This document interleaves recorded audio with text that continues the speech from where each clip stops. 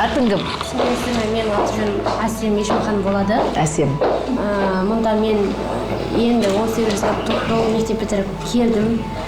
Дегенмен енді үйден аттап басқа қалаға кеткесін қорқыныш болады. Дегенмен өз-өзімді дайындадым психологиялық тұрғыдан. Қорқыныш бұл адамды артқа тартады.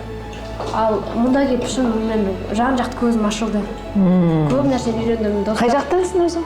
Шымкент. Шымкенттен, иә?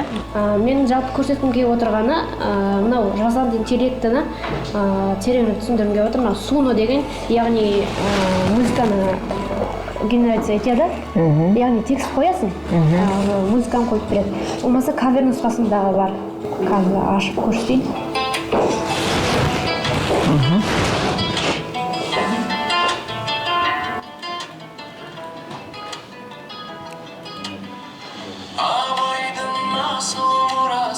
Жырлайды қазақ баласы, көңілдің көзін ашатын, әркімнің дана-дана сөзі. Күшті.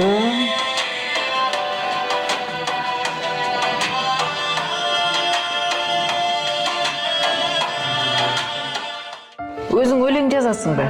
Иә. Біреуін оқып берсейші олай болса. Алғаш қалам ұстатқан қолымызға, білім ғылым сіңірген санамызға, болашақтан бізге зор үміт айналған біздің екінші анамызға, тентек болса кешіретін, ұстазым деп еркелейтін ұстаздар ғой ұлағатты, жас ұрпақты тәрбиелейтін. Бастарыңызға зор денсаулық, шаңырақтарыңызға амандық, бастарыңызға қонысыншы бақ, жанұядан кетпесінші татулық. Үйіңізге құт береке қонсын, әрқашан мерекеге толсын. Бүгін міне ұстаздар күні, барша ұстаздар құтты болсын.